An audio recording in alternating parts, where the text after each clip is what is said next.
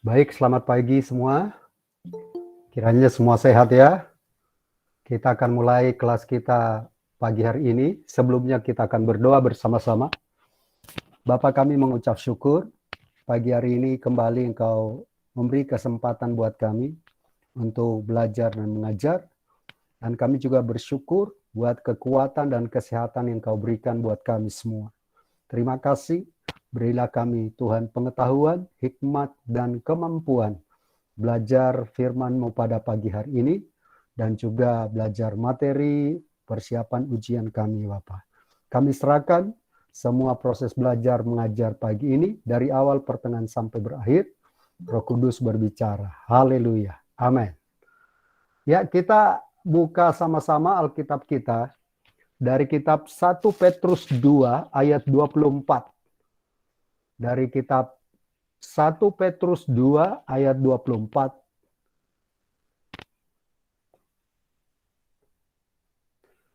1 Petrus 2 ayat 24 dikatakan, ia sendiri, ia di sini adalah Yesus, ia sendiri telah memikul dosa kita di dalam tubuhnya di kayu salib, supaya kita yang telah mati terhadap dosa, hidup untuk kebenaran.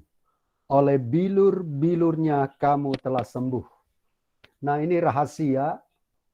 Kalau kita anak-anak Tuhan jatuh sakit atau mengalami kelemahan tubuh, ada janji Tuhan dalam 1 Petrus 2 ayat 24 ini, khususnya bagian terakhir dikatakan oleh bilur-bilurnya, oleh bilur-bilur Tuhan Yesus, kamu telah sembuh. Apa itu bilur? Bilur itu kalau kita pernah nonton film The Passion of the Christ atau film penyalipan Yesus yang lain, itu kita bisa lihat tentara Romawi yang sedang menggunakan cambuk, dan di cambuknya itu banyak ujungnya, dan di ujung-ujungnya itu ada besi bulat, tapi dia ada tajam-tajamnya kayak paku ya. Jadi waktu dipukul di tubuh Yesus, itu masuk ke dalam tubuh Yesus, ke daging-daging. Waktu ditarik, itu daging-daging itu yang berserakan. Itulah gambaran bilur. Nah, kalau kita misalnya di gereja perjamuan kudus selalu diingatkan makan tubuh dan minum darah Kristus. Nah, tubuh adalah gambaran dari tubuh Kristus, dan di sana ada bilurnya, itulah yang kita imani. Jadi kalau kita sakit itu jangan pernah ke dukun ya. Ada yang pernah ke dukun? Kalau sakit atau dibawa ke dukun? Mungkin punya pengalaman. Ya, Pak Kaleb dulu sebelum mengenal Tuhan waktu masih kecil, ya memang orang tua sudah Kristen, tapi kekristenannya mungkin gak dalam. Jadi kalau sakit, suka manggil dukun, orang-orang tua di kampung tetangga ya. Jadi masih kecil ini suka didukunin gitu ya. Didukunin artinya tujuannya untuk sembuh. Nah, setelah Pak Kaleb mengerti firman Tuhan sekarang, rupanya itu salah di mata Tuhan. Ya, jadi teman-teman, kalau ada keluarga kita yang hari-hari ini masih mengandalkan dukun, perdukunan, atau cari alternatif, ya kita mulai doakan supaya mereka juga belajar mengandalkan Tuhan. Pegang janji-janji Tuhan. Nah, di 1 Petrus 2 ayat 24 ini nih sebagai janji Tuhan. Dikatakan ia sendiri telah memikul dosa kita di dalam tubuhnya di kayu salib. Dan selanjutnya dikatakan supaya kita yang telah mati terhadap dosa, hidup untuk kebenaran. Oleh bilur-bilurnya kamu telah sembuh.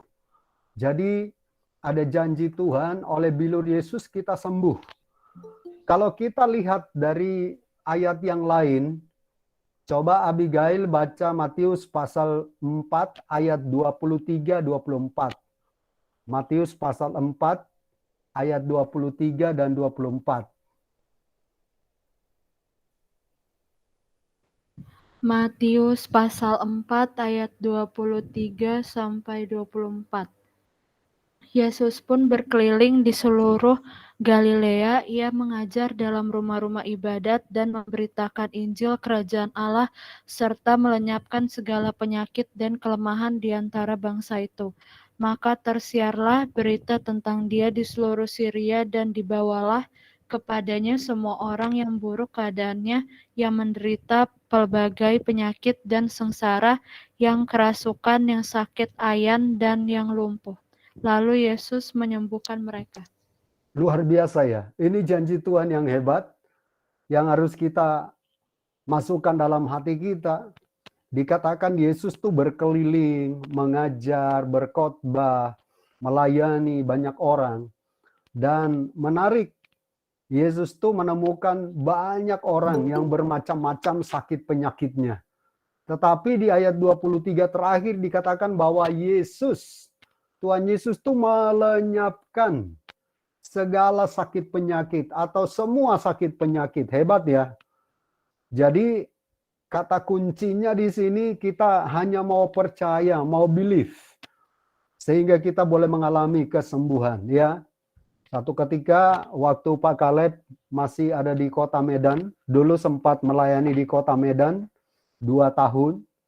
Jadi waktu di Medan itu tiba-tiba ada teman hamba Tuhan, pendeta dari Malaysia. Dia telepon, dia katakan, Pak Kaleb, ayo kita berenang. Kebetulan dia nginapnya di Hotel Danau Toba. Jadi berenangnya di kolam renang Hotel Danau Toba. Nah waktu kita berenang, udah capek berenang, tiba-tiba maaf ya, Pak Kaleb itu kayak buang ludah begitu, buang lendir begitu. Tapi bukan lendir yang keluar, malah darah gitu ya. Jadi akhirnya ada rasa takut juga, ada rasa cemas juga. Kemudian ada dokter yang terkenal di kota Medan, dokter paru-paru. Ya, saya ke sana dan diperiksa oleh dokter yang terkenal itu. Terus dia katakan, Pak Kaleb kerjanya apa? Saya bilang saya bekerja di gereja, bantu pelayanan. Oh kalau begitu harus 6 bulan istirahat karena paru-paru Pak Kaleb itu ada bocornya ya. Waduh. Tapi akhirnya dia kasih resep dan kasih resepnya itu obatnya banyak banget. Karena waktu saya ke apotik, saya tebus baru separuh aja udah satu kantong kresek gitu ya. Jadi waduh banyak banget. Saya bilang sama yang jual obat, kok kalau nanti obatnya udah habis, paruh ini nanti saya balik lagi. Rupanya yang jual obat itu anak Tuhan juga. Dia bilang, Pak Kaleb belum habis nih obat, pasti udah sembuh, Tuhan Yesus sudah sembuhkan. Wah di situ iman saya juga bangkit. Dan tiap pagi saya ingat minum obat baru 2 kali ya, baru 2 butir. Kemudian tiap pagi saya berdoa, memuji, menyembah Tuhan, ya, nyanyi. Nah, ada satu waktu tiba-tiba dalam doa tutup mata itu nyanyi, menyembah Tuhan, itu seperti melihat satu tangan yang besar seperti bawa satu gelas air dan dalam doa itu seperti dikasih minum ke saya. Waktu saya periksa lagi ke lab, dan dinyatakan bahwa paru-paru saya itu nggak ada masalah sebenarnya. Jadi saya yakin itu mujizat dari Tuhan. Jadi kita harus juga belajar mengalami mujizat daripada Tuhan. Dan sampai hari ini, ya itu obatnya yang satu kantong itu saya balikin lagi. Puji Tuhan yang punya apotik mau terima dan uang saya dikembalikan. Tapi sampai hari ini sudah 20 tahun lebih, ya paru-paru saya sehat-sehat saja. Saya yakin itu karena mujizat dari Tuhan. Ya, jadi ayo oleh kuasa bilur Yesus pasti kamu sembuh ya. Jesse juga waktu kasih kesaksian kan, Tuhan Yesus sembuhkan juga. Jadi ayo teman-teman, Pak Kaleb ingatkan, jangan pernah berdukun ya. Jangan pernah, wah katanya ada dukun sana terkenal, terus berobat sana. Atau jangan pernah bawa keluarga kita ke dukun. Bawa keluarga kita kepada Tuhan dalam doa. Ajari mereka untuk percaya pada Tuhan, sehingga mereka mengalami mujizat. Jadi, 1 Petrus 2:24 ini, itu janji Tuhan. Oleh bilur Yesus, kamu sembuh. Oleh bilur Yesus, kita yang lemah saat ini juga dikuatkan. Oleh bilur Yesus, keluarga kita yang sakit hari ini juga disembuhkan.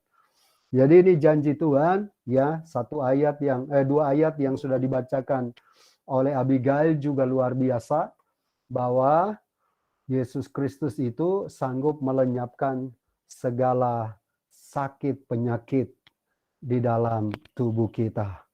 Termasuk kanker enggak? Kira-kira Tuhan bisa sembuhkan kanker? Bisa, ya. Saya punya ponakan, anak adik saya, itu waktu itu umur 6 tahun, itu kena kanker tulang ganas.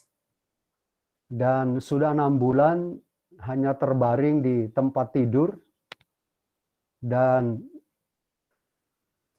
hanya tubuhnya itu udah kurus banget, hanya tulang bungkus kulit, dagingnya udah hilang semua. Dan waktu itu juga tumbuh bisul besar-besar, sebesar tangan saya ini, kepalan tangan saya ini.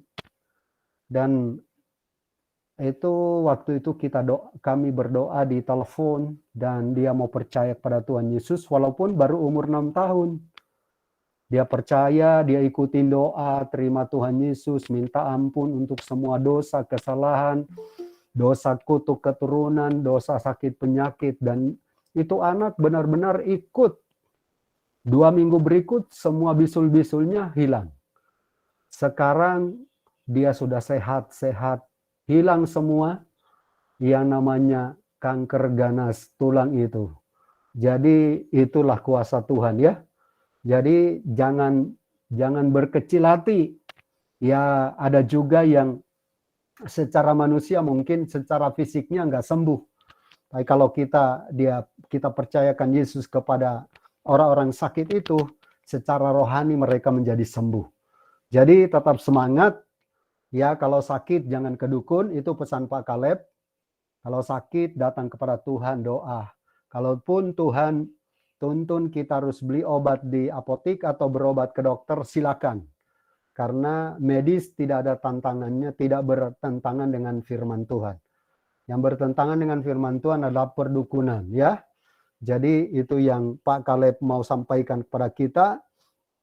Kiranya renungan pagi ini boleh memberkati kita semua. Tuhan Yesus memberkati, dan sekali lagi tetap percaya bahwa Dialah Tuhan, Dialah penyembuh yang sempurna. Amin.